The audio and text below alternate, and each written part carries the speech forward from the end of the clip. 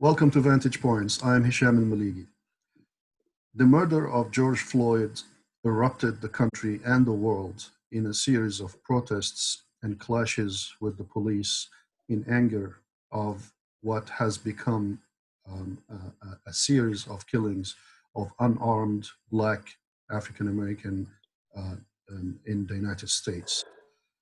With me today to discuss this in a beginning of a series on this issue of police brutality, racism, and accountability is El-Hajj Mauri Saalakhan.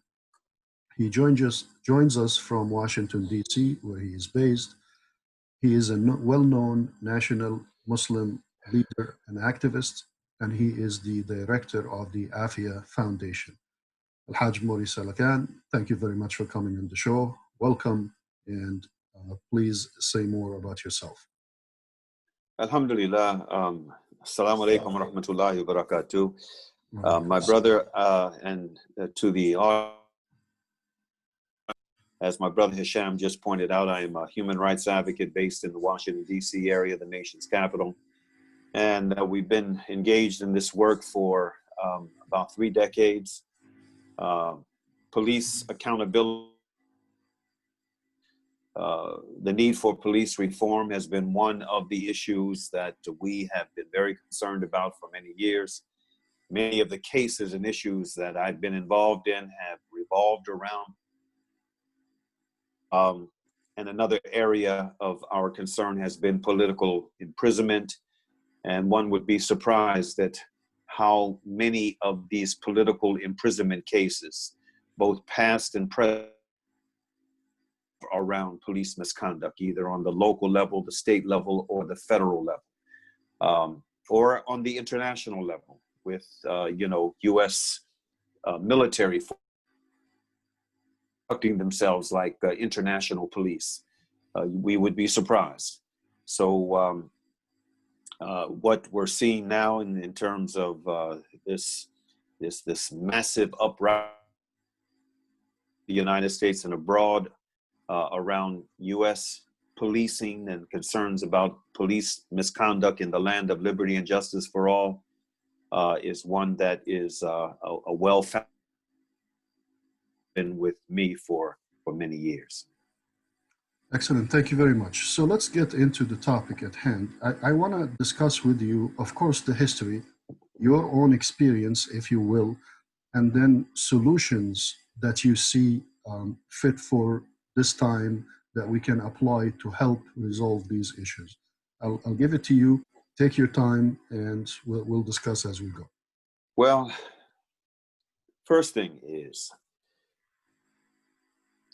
this police abuse of authority, police brutality, police misconduct on many fronts has been with us since the very inception of this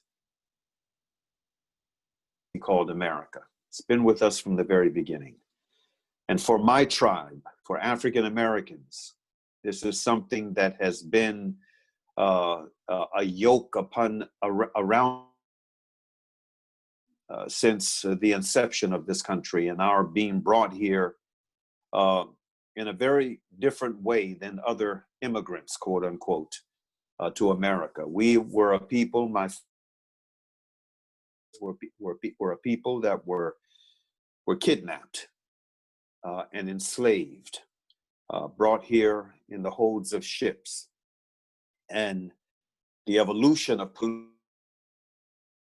revolved for my people around the slave codes and around those who had been empowered for purposes of recapturing quote unquote slaves who had escaped from the plantation and also being used as enforcers, as in order to keep those who were willing and able to engage in insurrections and try to recapture them and to keep them in their place and to punish them and to use them as an an example for others, for those who escaped, these were deputized forces and bounty hunters set out to recapture those who had escaped and engaged in insurrections against the massive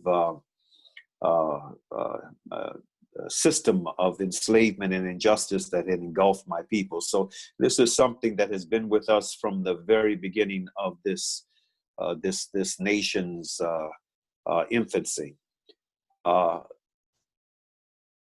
the way up till today, and the police forces in many cases acting like occupation forces in predominantly Black communities.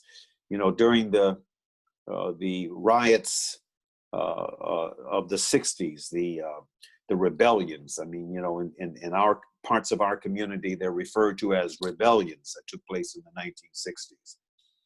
1960s. Many of these were sparked by incidents of police brutality. In the North, in parts of the urban North, New Jersey, New York, Connecticut, here in Washington, D.C., in Baltimore, and just many of the cities in the North, as well as in the South and in the Southwest and out West. This was often the trigger that would result in the disturbances that rocked cities large and small throughout the country. And now we're seeing it again. This is something that has been with us, and the only way we're going to be able to stop this societal pandemic, this man-made pandemic, in its tracks, we have to change the way that policing has been done historically in this country. We have to change it. We have to address the white supremacist roots at the heart of this national scourge, and we also have to address the class-related issues that make police across the board a very distinct class, a class that instead of being held to a higher accountability, which is what they should be.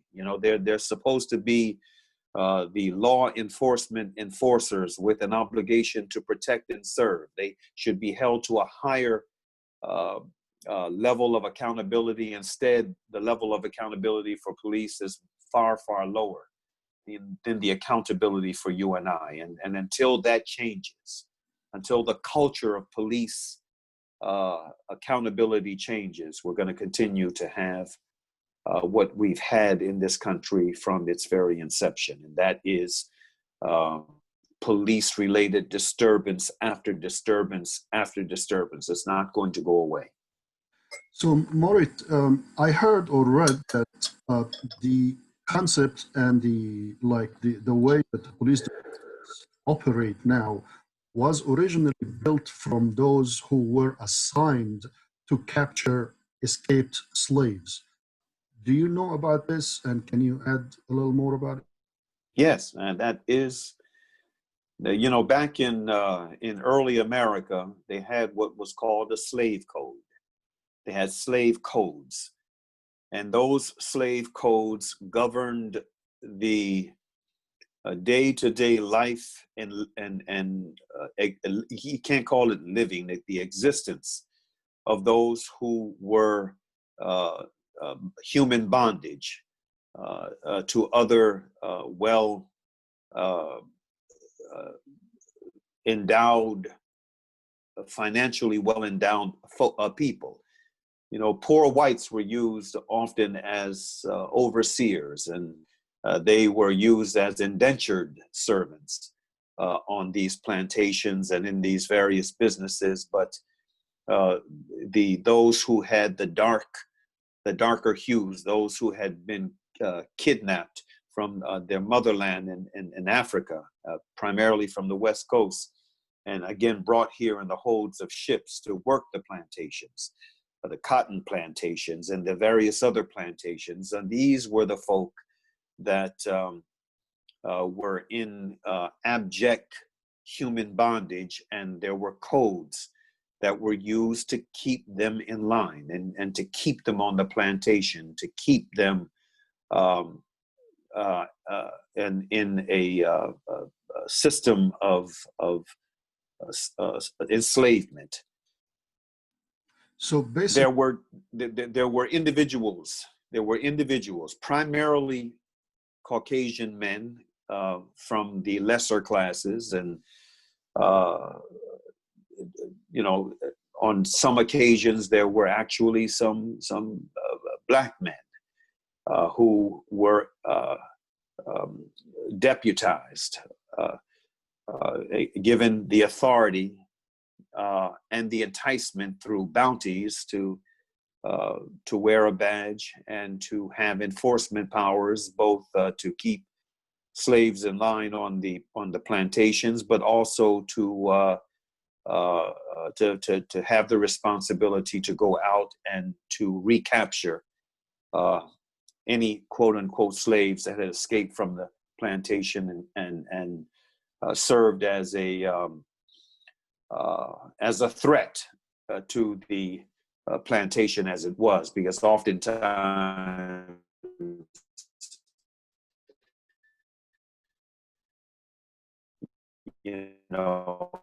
those who escaped, and one of the examples of this is one of the most, these are folk who escaped, decided to take it upon themselves to travel back into the South to engage in campaigns to free others who were in human bondage. And so you had human beings that were deputized, human beings that were given badges, who were given guns, who were given authority to take the law into their hands and by any means necessary enforce the slave codes that were in place.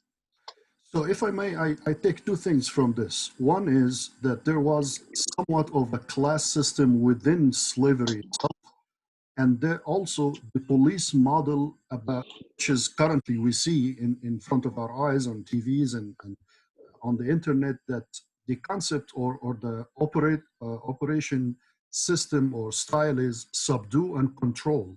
That was the thing from back then, and it is happening now on a larger scale. Do you agree with that? Absolutely, yes. Yes.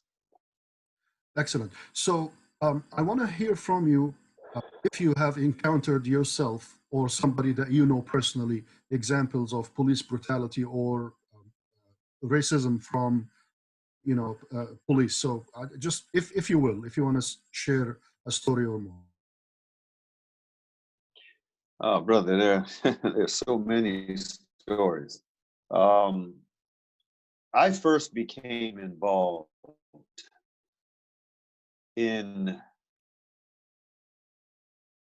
this area of human rights advocacy with a case out of the Washington, D.C. area known as the Terrence Johnson case. Terrence Johnson was a 15-year-old African-American boy who I think it was June of 1978, if I remember the month and year correctly. He was with his older brother, who was about 17 or 18 years old. They had taken their father's car, and they were, on the way to a drive-in movie theater, to watch a movie. And they had stopped along the way. His older brother, of course, was driving. They had stopped along the way at this at one of the convenience stores and to buy some treats. And after they left, his brother forgot to turn on the headlights to the car. So they were driving along this well-lit street. I think it was Route 202 in Upper Marlboro, Maryland, toward the drive-in theater when they they got pulled over. They got pulled over because the lights were not on the car. They were driving at night. So anyway, when they got pulled over, this white police officer decided to mess with them. He ended up taking them into to the police station after, you know, interrogating them on the road, and I guess kind of getting, you know, maybe flippant responses because they knew they hadn't done anything wrong. I mean, he decided, you know, on the basis of nothing more than suspicion, to take them to the police precinct. This is Prince George's County, Maryland, and to interrogate them. Once they arrived at the police station, they locked Terrence's brother in one of the cells, kept Terrence on the outside, handcuffed him to a chair, and began to interrogate him. Again, Terrence, knowing that he and his brother had not done anything wrong, he probably was a bit flippant in his responses, which irritated the officer, and one thing led to another. Terrence, at one point, you know, he was just snatched up. He was a young, small boy, about 5'5", weighed maybe 110 pounds. He was snatched up by this officer, Claggett, who was, you know, about 6 feet and, you know, big man. He just picked him up, took him into this interrogation, well, not an interrogation room, it was a processing room where they processed arrestees. They fingerprinted them, etc. And they said once he took him into that room, you could hear the sounds of Terrence being, you know, beaten. He was being assaulted. He was screaming out, and, you know, then all of a sudden, a gunshot went off. And some of the officers, you know, in fact, the folks on the outside of that room, they thought that, you know, either Claggett had done one of two things. He had to frighten Terrence, or he had shot Terrence. And this was, keep in mind, a police department that back in the late 70s took pride. They took pride in being known as one of the most brutal and racist police departments in the country, Prince George's County Police. In fact, they often, they competed against the Philadelphia police force for that title. And, you know, subhanAllah, but after the shot went off, within seconds, when the door opened up, you know, hell broke loose in the outer room when they, instead of the Officer Claggett standing in the door, it was Terrence Johnson with the gun in his hand. And as we would learn later during the trial, how Terrence got the man's gun was when he was being beaten. He, at one point, he put his hands around the officer's, you know, torso, trying to smother, you know, the blows from you know, that he was being victimized by. And unbeknownst to him and the officer, when he put his arms around him, he had one of his hands on the officer's gun. And when the officer needed him, he needed him with such force that when Terrence went back, the gun was literally ripped out of the man's holster, out of the officer's holster. And, you know, Terrence, he ended up shooting him. He was in a state of shock and being brutalized. He shot the officer, and when he opened the door, he was in a state of shock. And like I said, when they saw him standing in the door with the officer's gun, you know, the officers on the outside, they pulled out their weapons and they hit the floor, and they started shooting. The second officer ended up being shot. He was shot by one of his fellow officers by friendly fire, by accident. The thing that ended up saving Terrence was as he ran out of the room, he ran into a steel door. And when he ran into the steel door, he fell to the floor, and the officers jumped on him This is the only thing that saved Terrence from being shot and killed himself that night. But he ended up being charged with 2 counts of first-degree murder. Keep in mind, he was 15 years old, and they charged him as an adult. And if he had been found guilty, he would have been the youngest person on Maryland's death row. As it turns out, a jury, a mixed jury that was predominantly white, but a mixed jury of blacks and whites, knowing what the reputation of the Prince George's County Police Department was, and seeing this young black male who had never been in any trouble in his life, who was a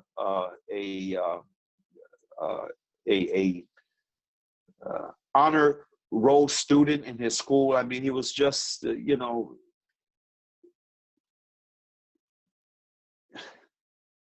he was not a problem child. He was one of the stars of the African American community in terms of his behavior and reputation up until then.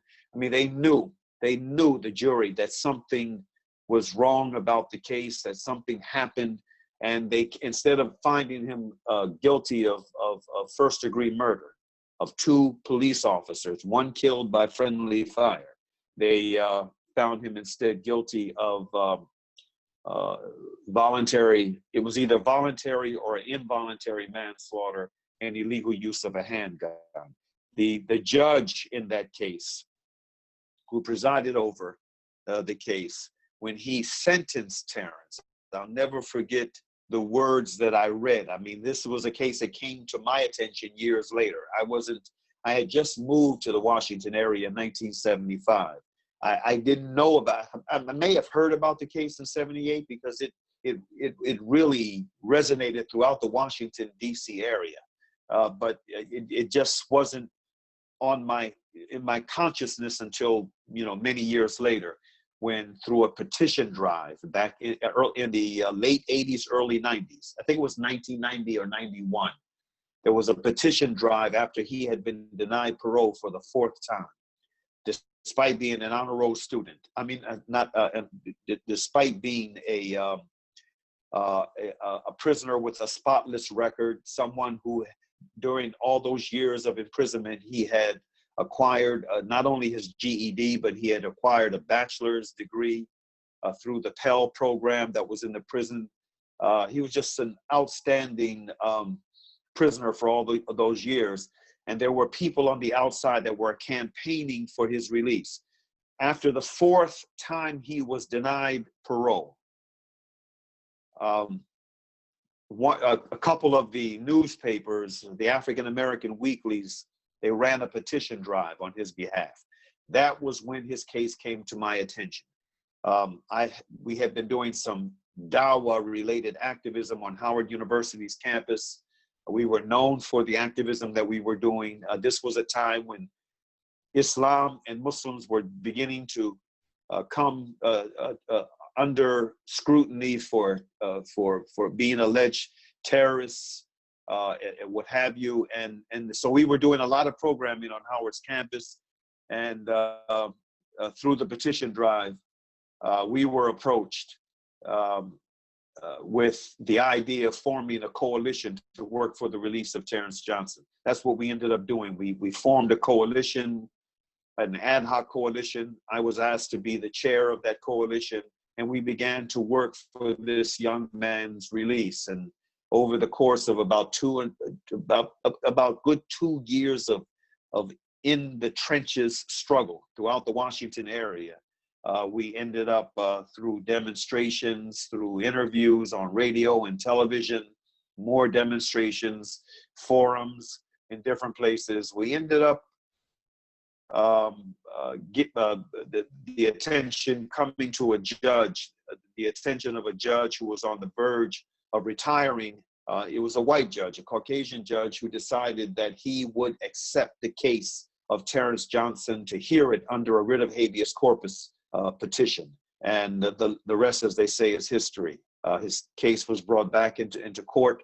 The judge ended up at one point conveying the message to the state authorities that if he was giving them an opportunity to do the right thing, but clearly, you know, they were violating this young man's rights. He had spent enough time in prison. He should be released. He met all of the criteria for parole. If you don't do it, you're going to force me to do it judicially. And so they got the message loud and clear. They didn't want a precedent to be set under Terrence Johnson. And so they decided to give him parole. And that was a big, big victory for us. And then that is what opened the door to us beginning to get appeals from everywhere in cases relating to brutality, in cases relating to political imprisonment. Shortly after that, became involved in the case of Mumia Abu Jamal, probably one of the most well-known, if not the most well-known political prisoner in the world, out of Philadelphia, a former award-winning journalist, a man who was on death row for most of his years of imprisonment, and a man who is well-known and respected in capitals around the world. We became deeply involved in his case and many of the demonstrations that took place in Philadelphia, in New York, and in Washington and other places. And then, you know, many other cases. The case out of New York, Abner Louima's case, the case of the Muslim brother, his name is escaping me at the moment, who got shot all those times by police in New York, Amadou Diallo, the case of our brother out of Pittsburgh, Pennsylvania, Johnny Gamage. I mean, there were just so many cases. Archie Elliott III here in Prince George's County. I mean, we became involved in many cases involving political imprisonment, involving police brutality, and that's how it grew. But many of these cases revolved around, rooted in police misconduct, police brutality, resulting in either serious injury or death, with more often than not, police not being held accountable for the illegality that they engage in under the color of law. Right. So I want you to mention, you already mentioned Mumia's case. What about Imam Jamil Al-Amin, H. Rap Brown? His case, and the story of Terrence also brings the issue of how the police basically picks on the African American community and manufacture cases. So that's one aspect of it. Of course, there are the drug laws. There's the crime bill that ironically was spearheaded by none other than the Clintons and Bidens. So that's right. Tell us about Imam Jamil Amin's case, and then we'll get to solutions towards the end of the episode. Imam Jamil, Abdullah Al-Amin, the former H. Rap Brown. His case is one of the most important cases for the Muslim community, for the African American community, for the activist community, for the civil liberties community, for, you know, communities especially that are concerned about police, how police is done in the US and how it factors into the prison industrial complex, the relationship that it has to the minting of political prisoners. Imam Jamil's case is one of the most important cases that folks should be giving their time and attention to.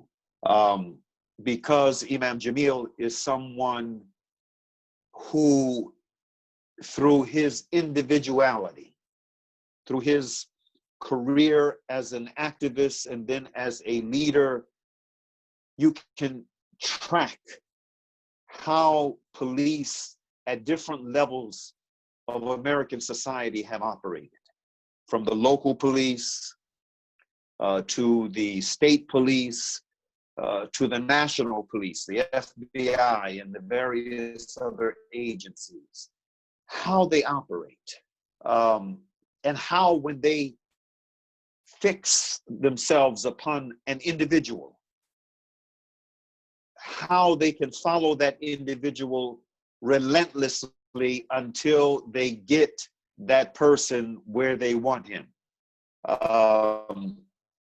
Imam Jamil is someone who came to the attention of quote unquote law enforcement authorities back in the early 60s, the mid 60s, as a young man in his early 20s. Came from Louisiana, traveled north here into the mid-Atlantic, followed his brother to Howard University in Washington, D.C. He became a well-known activist here in the mid-Atlantic area and also in the South, traveling into the South as a member of the Student Nonviolent Coordinating Committee, who had a very strong and vibrant and dangerous voter registration program in the South, whose primary was enfranchise the African-American community politically, which was a very dangerous thing to do back in the early 60s, in fact, throughout this. And he became a very well-known and respected firebrand. He went from being this young civil rights leader to becoming one of the most militant voices representing the African-American struggle for human rights. And he was targeted. He was targeted by local police. He was targeted by state police within a number of jurisdictions in a number of states. He was targeted by federal police. And they, subhanAllah, after they finally, through numerous arrests that took place over numerous years, numerous court cases involving Imam Jamil, they finally got him where they wanted him in the late 60s, in a case in New York that resulted in him receiving a 5-year sentence. During the course of that 5-year sentence, Imam Jamil embraced Islam. He went from becoming H. Rap Brown to Jamil Abdullah Al-Amin. And after he was paroled, he made a request that his parole be transferred from the state of New York to Georgia. And he moved to Georgia, to Atlanta, and he established a community on the west end of Atlanta. At the time, it was one of the most hard-hit, most devastated areas of the city of Atlanta. It was a part of the city that was known for its blight. It was known for, open drug markets and for violence connected to those markets and to gangs. And over the course of a few years, Imam Jamil Abdullah Al-Amin and that Jamaat that he established there on the West End, they cleaned up the West End. It became a model for the city.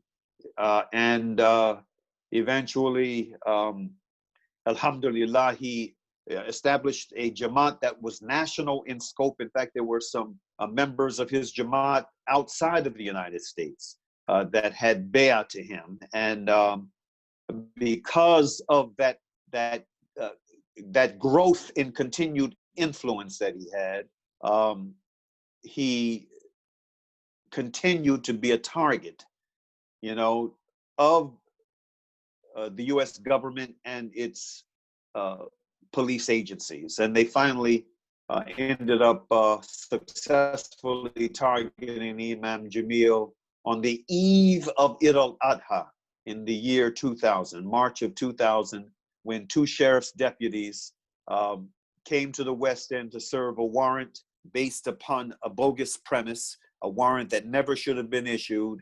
And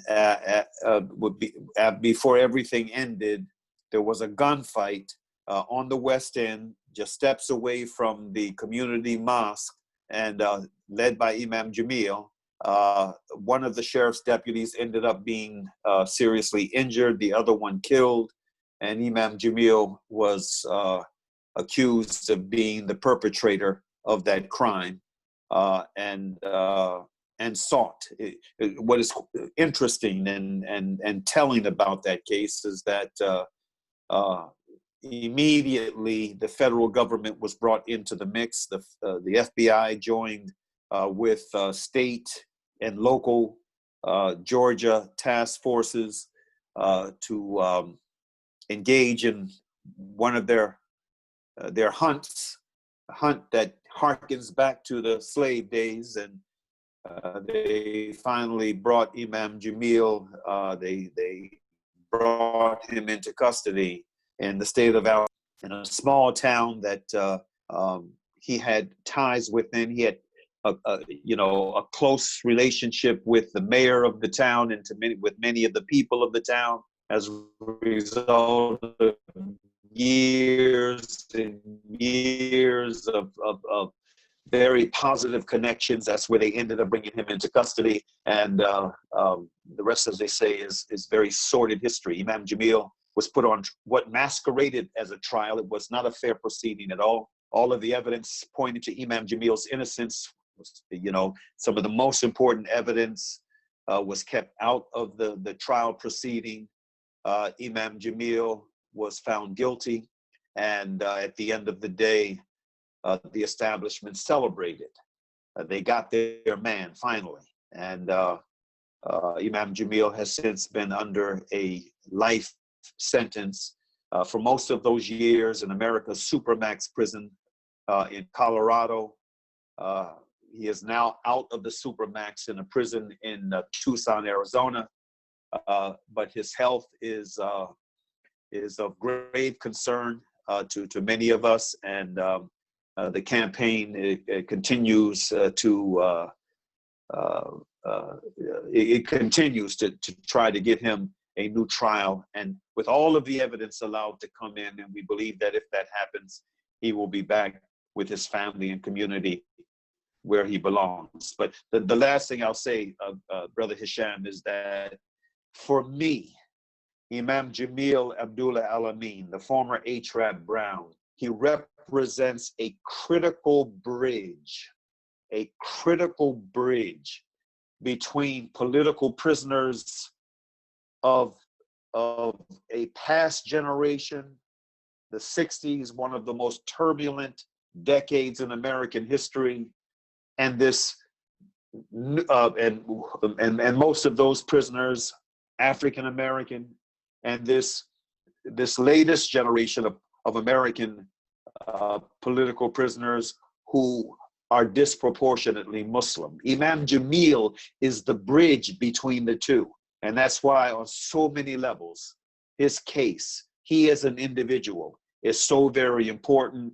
And unfortunately, the Muslim establishment in America, the African American establishment in America, especially the activists, have been very negligent in not giving the case, the plight of Imam Jamil Abdullah Al-Amin, the attention that it deserves. Right. So it seems to me, I mean, I've observed this before. Those who become influential get targeted and eliminated. And you can go through the history, Malcolm Martin, and now Imam Abdullah Al-Amin, Jamil Al-Amin, and others. But now, how old is Imam Jamil now, and what are the chances of a new trial? And I want to go after to the solutions for the remaining time in the show. Imam Jamil is probably, if I'm not mistaken, he's about 76 or 77 years of age now. So he's somewhere in that age range. He's between 76 and 77, 78. He's up in age, and which raises another level of concern that, the combination of his health and his age, especially given this pandemic that is also doing tremendous damage to prisoners. who are incarcerated in jails and state and federal prisons. I mean, we are very concerned about Imam Jamil. Yeah. So, if someone wants to help, what is the way to go about it, and how do they learn about the case and the bogus charge you termed it in that 2000 case? The most important thing that folks can do, step one, is to have enough interest in the case to want to learn about it. There are a number of ways you can go about learning about this case, and that what the first is, there is a website that's been established by his son. His son is now a practicing attorney. Khairi El-Amin followed in his mother's footsteps. She is a practicing attorney who's been practicing for many years. Khairi established a website titled "What Happened to the number 2 rap.com." What happened to rap? So you can go to that website, and there's a wealth of information on it, both in print, also audio, video. In fact, I would encourage those who have yet to visit that website to do so, and to check out the video. Let this be the first thing you do. Check out the video of a man by the name of James Santos, aka Otis Jackson. You see a clip of him on trial, in another trial, being cross-examined on what happened on the west end of Atlanta, Georgia, in March of 2000, when this incident went down. He is the one that actually got into the gunfight with the sheriff's deputy. He is the one that shot the sheriff's deputies, and he has confessed on a number of occasions. So you can actually see him being cross-examined in another trial on this incident, and as well as a bunch of other information. So what happened to the number 2 rap.com? And then, alhamdulillah, years ago, shortly after the trial ended, we published a small booklet titled "The Case of Imam Jamil Abdullah Al-Amin, Is It a Government Conspiracy?" Allah Ta'ala blessed us during this pandemic to enlarge the booklet that we published years ago. It is now a book just under 200 pages, about 160 to 170 pages, a book titled now "The Imprisonment of Imam Jamil Abdullah Al-Amin, Is It a Government Conspiracy?" I would encourage folk to, they can go to Amazon.com. It's available there to get a copy of it, and to use it as a handbook of struggle. There's a wealth of information in that book as well that you can use. It ends with some very specific recommendations of what folks can do in order to become actively involved. And so, these are the things you can do. There's an ad hoc coalition that's been set up of some concerned activists, Muslim and non-Muslim, the Imam Jamil Action Network. You can check out to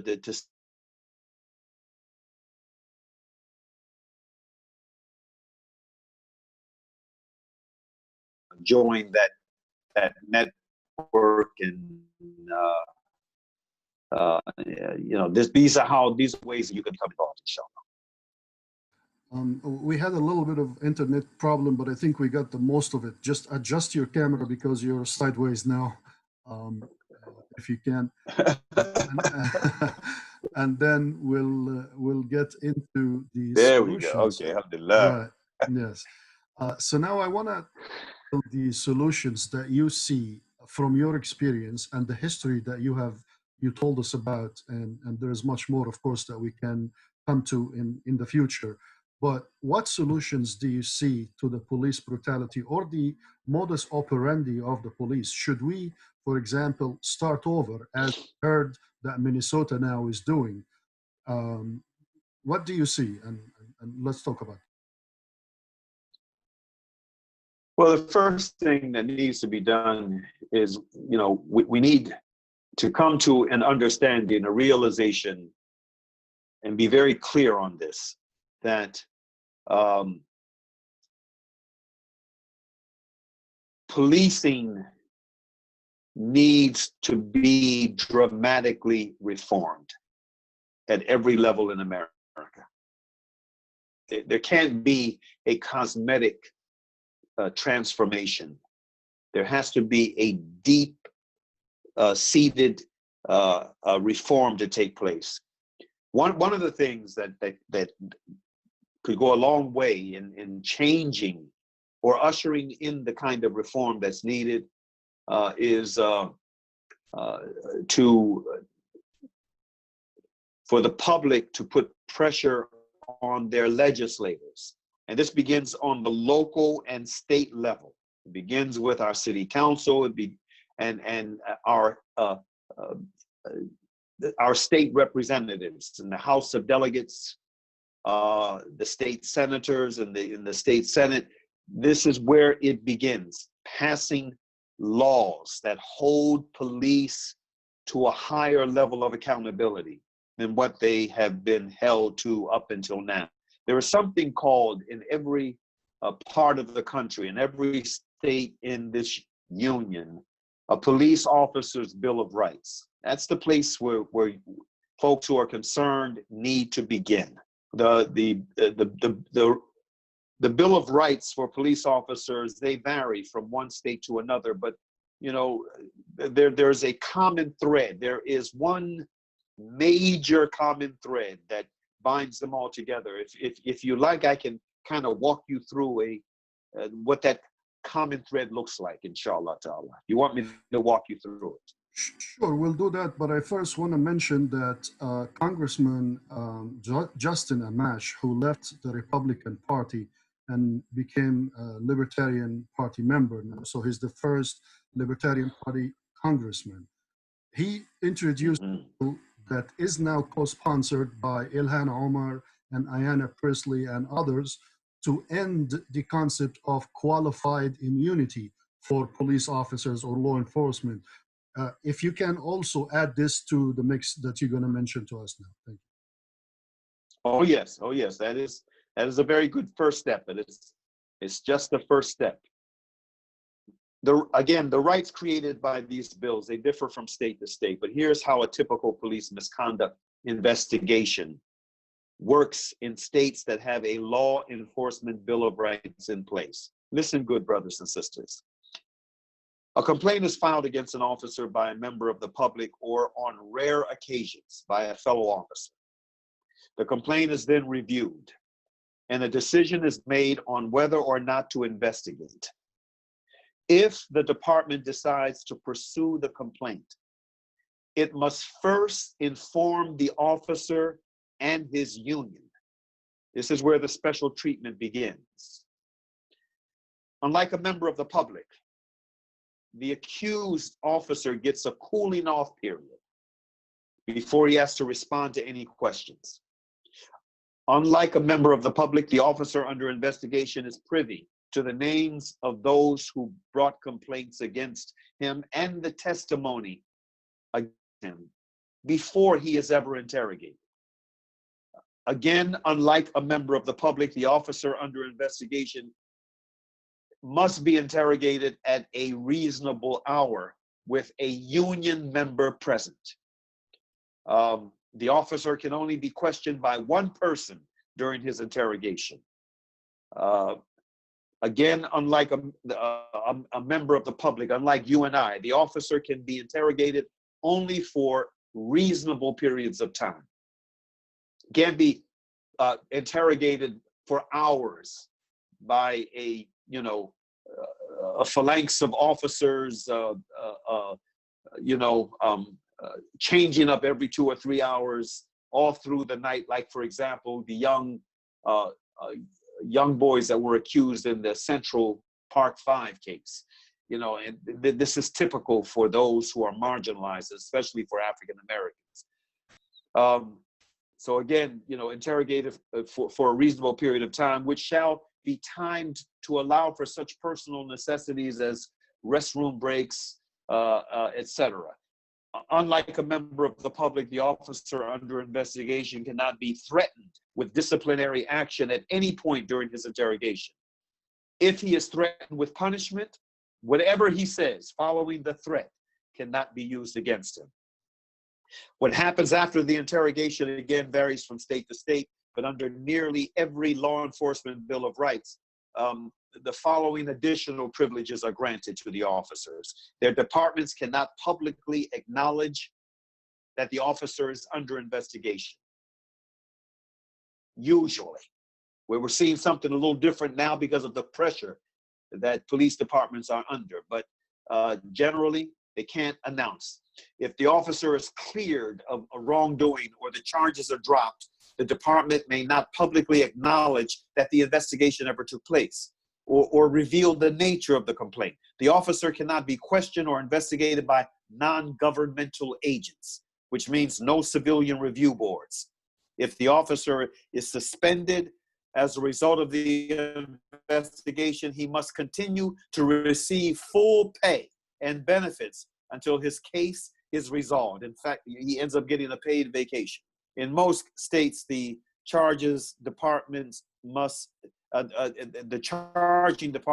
subsidize the accused officer's legal defense. Now, and this is the creme de la creme of it all, a violation of any of the above rights under the officer's Bill of Rights can result in dismissal. Not dismissal of the police officer, but dismissal of all charges against that offending officer. So this, in essence, is what the Bill of Rights for police officers look like throughout the United States of America. And this is the first thing that needs to be addressed. It needs to be changed. And in order for this to happen, concerned citizens in every state throughout the country must put pressure on their local, state, and federal legislatures to bring about change. This is an amazing summary that you mentioned, and I see so many loopholes and ways to drop any charge at any time by just even intentionally, because one interrogator, reasonable amount of time, all this could be used to drop charges and not even inform the public that there was an investigation. I want to, just because we've been speaking completely about police brutality and targeting of minorities and others, I want to put this out. Myself, and I'm sure my brother El-Hajj Mauri Saalakhan, we are not anti-police, we are not anti-policing, we are anti-police brutality, abuse of power and authority. Is that right, Brother Mauri? Absolutely, Brother Hisham. I have members of my family connected to law enforcement. You know, I have a son on the police force, and I'm concerned about him all the time. I mean, alhamdulillah, he's been on the force for a number of years, you know, but I'm concerned about him. I have a brother, Mustafa, in Connecticut, who was on the police force for many years. In fact, it was my brother Mustafa who issued a complaint years ago that ultimately opened the door to police officers being able to be afforded the beard-wearing accountability. It was my brother who was behind the very first case in Connecticut. He was a good officer. He was an officer who spoke up when he saw things that were done that were wrong within the ranks of his department, and ultimately, because of the position that he took, he ended up being targeted within his own force. They brought a complaint against him. That complaint ended up going into the courts. My brother won, alhamdulillah, and you know, I was so thankful. You know, it was my advice to him and advice from a couple of others that after he won that case, that he should consider retiring from the force, and that is what he did, so that he would not become another target again. And alhamdulillah, now he is a labor leader, a union leader, and alhamdulillah, I'm very proud of him. So you know, I've had and I have police in my family. I have friends. You know, Ron Hampton, the founder of the National Black Police Association, a very good friend of mine. He and I, we've been on the battlefield on a number of cases in years past. He was involved in Terrence Johnson's case and a number of other cases involving police misconduct. So no, I recognize that there are good police on police forces. I am animately opposed not to police, but to the way policing is done. And in fact, it is my concern for the good police, men and women in the ranks. It is a large part, my concern for them, for the good ones, that I have been this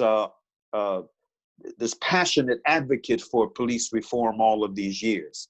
We need to protect those good ones who are in the ranks, because they too are threatened. They are threatened not just by the possibility of becoming embroiled in one of these cases involving police misconduct, where they make a very poor decision that could end up tarnishing them, but they could also be tarnished by their silence. You know, one of the things that I believe has taken place in police departments throughout this country is that good officers, otherwise good officers, have been tarnished through their silence, through seeing wrong being done by fellow police officers, and basically allowing fear and that code of silence, that doctrine of the thin blue line, to inhibit them from doing the right things. So quickly, we have a minute left. I want to talk about police unions, and do you think they are an impediment to, you know, the advancement and the reform of police unions? So I'll give you two examples.